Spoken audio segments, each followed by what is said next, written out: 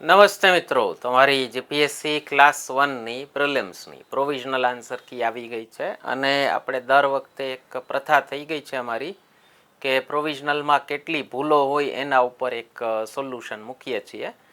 વિદ્યાર્થીઓના મેસેજ આવતા હોય, ખાસ કરીને જ્યારથી એ લોકોએ ફીઝ રાખી છે વાંધા અરજીની ત્યારથી તો ઘણા બધા વિદ્યાર્થીઓના મેસેજ આવતા હોય છે કે આમાં કાંઈ ભૂલ છે કે નહીં. આ વખતે જીપીએસસીનું કામ ખૂબ સારું છે. ક્વેશ્ચનનું લેવલ પણ ખૂબ જ સરસ હતું અને મેં પેપર સોલ્યુશન જે આપણે બે મૂકેલા છે આઈઆર અને ઇકોનોમિક્સ, એમાં પણ આપણે કીધેલું છે કે જસ્ટ પરફેક્ટ લેવલ છે જીપીએસસીનું. આ લેવલ જળવાઈ રહેવું જોઈએ. ઓકે, એટલે તમે જે વાંચો છો એમાંથી પ્રિડિક્ટ થઈ પણ શકે અને છતાં ગોખણિયા છોકરાઓ ફિલ્ટર થઈ જાય. તમે સાવ ઇન્ફોર્મેશન બેઝડ વાંચ્યું હોય, એનાલિસિસ ન આવડતું હોય તો પાસ ન કરી શકો.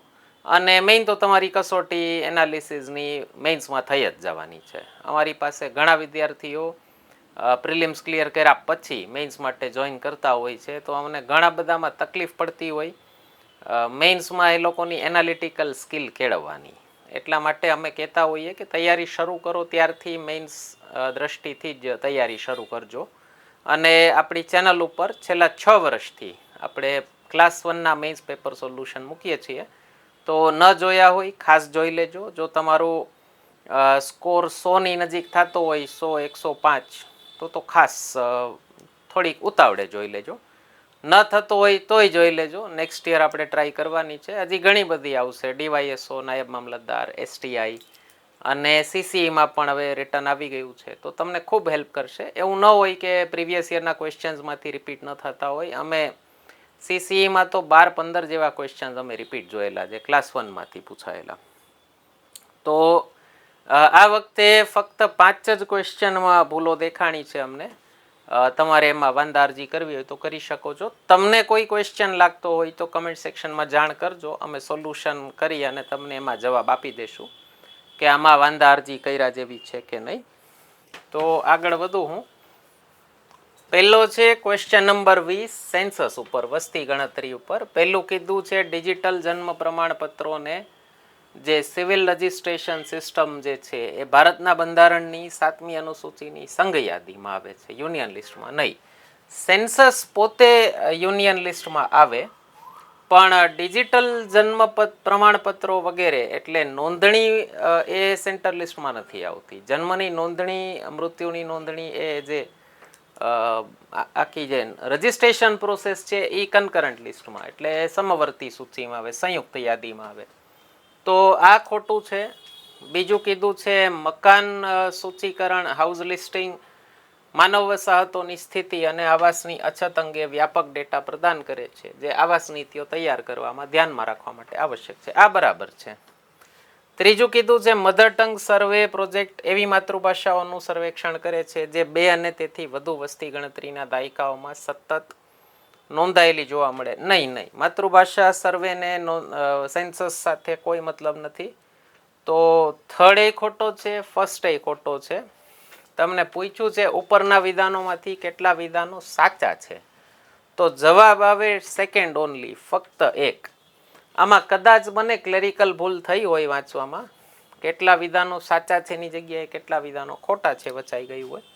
તો આમાં અમારી દ્રષ્ટિએ જવાબ આવવો જોઈએ ઓપ્શન એ. જીપીએસસીએ દીધો છે ઓપ્શન બી. જો તમે ઓપ્શન એ માર્ક કર્યો હોય તો ડેફિનેટલી અરજી કરજો.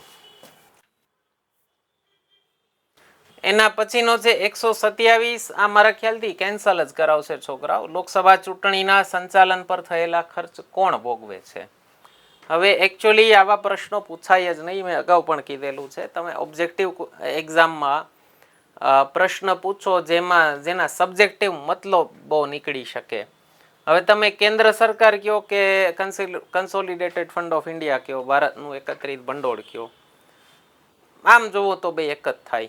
કેન્દ્ર સરકારનો ખર્ચો કે આમ તમે લીગલ ઓથોરિટી જોવો કે કોણ ઉપાડશે તો બે વચ્ચે થાય ટસલ. લોકસભા ચૂંટણીનો ખર્ચો કોણ ઉઠાવે તો સરકારો બે થઈ તમારી, કેન્દ્ર સરકાર અને રાજ્ય સરકાર. તો રાજ્ય સરકારના ભાગે તો નો આવે કેન્દ્ર સરકારના ભાગે. કેન્દ્ર સરકારનો પૈસો કેમાં છે તો થયું ભારતનું એકીકૃત ભંડોળ, એકત્રિત ભંડોળ. તો એકચ્યુઅલી આવા પ્રશ્નો પૂછવા જ ન જોઈએ. અગાઉ પણ આપણે ઘણા પ્રશ્નો એવા જીપીએસસીએ પૂછેલા છે, ઇવન યુપીએસસીએ પૂછેલા છે. હાવ સબ્જેક્ટિવ ક્વેશ્ચન પૂછી લીધો હોય જેમાં ઓપિનિયન બેઝડ આન્સર હોય અને એમાં ABCD ટીક કરવાનું હોય. પોસિબલ જ નથી. બંધારણના પ્રશ્નો પૂછેલા છે યુપીએસસીએ પણ પૂછેલા છે. તો યુપીએસસીમાં તો કોઈ આવો ઓપ્શન છે નહીં પ્રોવિઝનલ આન્સર કી વાળું. તો આપણે બધા ખાલી શું જસ્ટ વિડીયો બનાવીને શાંત થઈ જાય. જીપીએસસી પ્રમાણમાં ઘણી સારી બોડી છે. આપણા વાંધા સૂચનો સાંભળે છે, સુધારો એ કરે છે. તો આ મારી દ્રષ્ટિએ આ ક્વેશ્ચન કેન્સલ થવો જોઈએ. એ લોકોએ A અને C બંને માન્ય રાખ્યા છે. લીગલ ટર્મિનોલોજીમાં એવી છૂટ ન હોય, એક જ હોય. તમે કોઈ પણ એક નક્કી કરો. છતાં તમે મને પૂછો પસંદ કરવાનું કોણ ભોગવે છે, તો કોણ એટલે શું થયું? એન્ટિટી થયું. ભારતનું એકીકૃત ભંડોળ એન્ટિટી નથી, એ એક લીગલ પર્સન નથી. લીગલ પર્સન તમારું સેન્ટ્રલ ગવર્મેન્ટ છે. કૃત્રિમ વ્યક્તિ થાય તમારું કાયદાકીય વ્યક્તિ થાય કેન્દ્ર સરકાર. કોણ એટલે વ્યક્તિ થાય, બરાબર? તો ભંડોળ તો એનું ભંડોળ છે. તમે એમ કહો કે ખર્ચા કોણ કાઢશે, તો પપ્પા કે પપ્પાનું પર્સ, પપ્પાનું બેંક એકાઉન્ટ. પપ્પાનું બેંક એકાઉન્ટ કોઈ સ્વતંત્ર એન્ટિટી નથી ને. બેંક એકાઉન્ટમાંથી પૈસા આપ્યા તો પપ્પાએ જ આપ્યા છે, પપ્પાની સાઇન વગર મળવાના નથી. તો છતાંય તમે મને પૂછો કે કયો એક ઓપ્શન, તો એ. તો કાં તો જીપીએસસીએ અડગ રહેવું જોઈએ કે ઓપ્શન એ જ છે, સી નહીં જ આવે. કંઈક લીગલ આર્ગ્યુમેન્ટ આપો તમે કે કોણ ભોગવે છે, કોણ એટલે વ્યક્તિ થયું, બરાબર? કાં તો અડી રહ્યો, નહીતર પછી બે ઓપ્શન ન પૂછો. તો બે ઓપ્શન સાચા ન આપો તો પછી અહીંયા જવાબ કેન્સલ કરો, ક્વેશ્ચન કેન્સલ કરો, બરાબર? નેક્સ્ટ છે 134 સાક્ષરતા ઉપર, લિટરસી ઉપરનું છે. ભારતની વસ્તી ગણતરી 2011 મુજબ કોઈ વ્યક્તિ કોઈ પણ એક ભાષામાં સમજણ સાથે વાંચી અને લખી શકે તો તેને સાક્ષર માનવામાં આવે છે. કોઈ વ્યક્તિ એટલે 1 વર્ષનું છોકરું વાંચી ન શકે. ઓકે, આપણે સાક્ષરતાની ડેફિનેશન છે 7 વર્ષથી મોટી ઉંમરના વ્યક્તિ હોય અને જો કોઈ પણ એક ભાષામાં લખી વાંચી સમજી શકે તો એને સાક્ષર કહેવાય. તો એનો એક ઉંમર માપદંડ છે, એટલે કોઈ વ્યક્તિ નો આવે. 2 વર્ષના છોકરાને કહો કે વાંચતા નથી આવડતું, અભણ, તો નિરક્ષર, તો વ્યાજબી ન કહેવાય. ઓકે, તો 7 વર્ષ આવશે આમાં. આ ખોટું છે.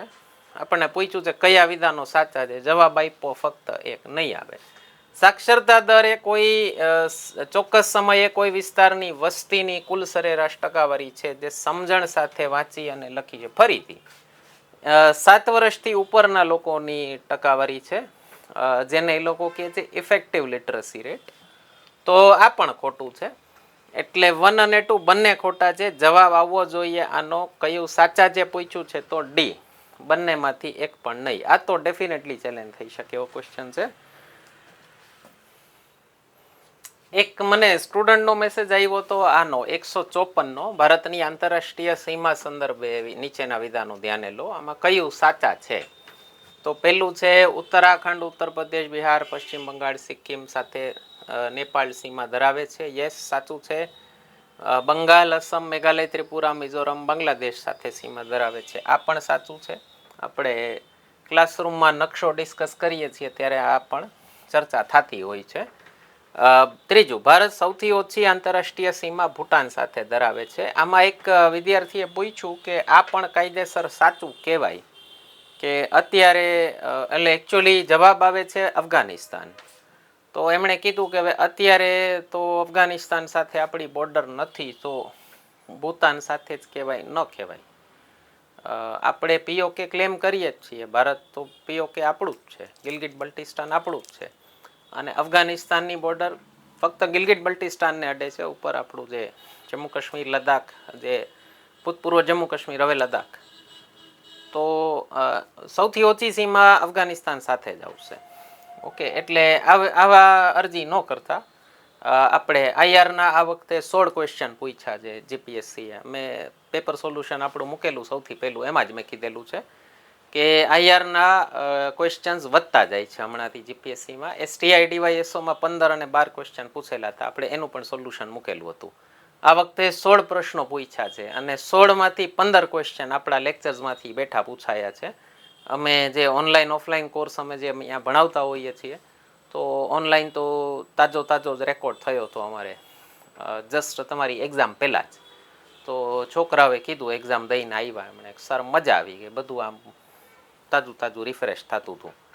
તો અમે વિથ સ્ક્રીનશોટ મૂકેલું છે પેપર સોલ્યુશન, કે જે ક્વેશ્ચન આવતો જાય એનો અહીંયા બાજુમાં સ્ક્રીનશોટ આવતો જાય કે આપણે આ ક્લાસમાં ભણ્યા હતા એમાંથી આવ્યો છે.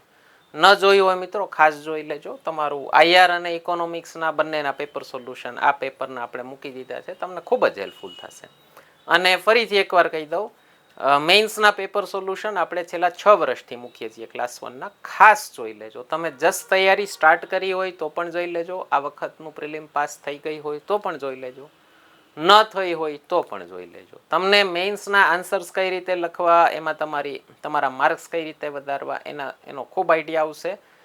મેઇન્સ આપણી સ્પેશિયાલિટી છે. યુપીએસસી મેઇન્સ 2 વખત લખેલો છું અને લાસ્ટ એટેમ્પમાં 4 માર્કથી રહી ગયો હતો. તો મેઇન્સ આપણી સ્પેશિયાલિટી છે. મેઇન્સ માટે અમારી પાસે આખા ગુજરાતના વિદ્યાર્થીઓ ઓનલાઈન કોચિંગ લેતા હોય છે. મેઇન્સમાં ક્લાસરૂમ ટીચિંગની એવી બધી જરૂર ન હોય. મેઇન અમારે તમારા માર્ક્સ વધારવાના હોય તમારા આન્સર રાઇટિંગ ઉપરથી, તો એમાં આપણી સ્પેશિયાલિટી છે, ખાસ જોઈ લેજો. ઓકે, અને છેલ્લો છે અમારી દ્રષ્ટિએ જેમાં વાંધો છે એ છે 161 બાલ ગંગાધર તિલક સંબંધિત નીચેના વિધાનો ધ્યાને લો. તિલક હોમ રૂલ લીગ આંદોલન સાથે જોડાયેલા હતા? યસ. તિલક ભારતીય રાષ્ટ્રીય કોંગ્રેસના સ્થાપક સભ્ય હતા? નો. કોંગ્રેસની સ્થાપના થઈ છે 1885માં, તિલક કોંગ્રેસમાં જોડાયા છે 1890માં. અને પૂછ્યું છે કયા વિધાનો સાચા છે, જવાબ આપ્યો છે ફક્ત 2. આ ખોટું છે, ફક્ત 1 આવવો જોઈએ. બની શકે ક્લેરિકલ એરર હોય ઓલા જેવો જ, કે સાચું છે એની જગ્યાએ સાચા નથી વચાયા હોય ને જવાબ મરાઈ ગયો હોય. તો આનો જવાબ પણ આવશે ફક્ત ફક્ત 1, ઓપ્શન એ.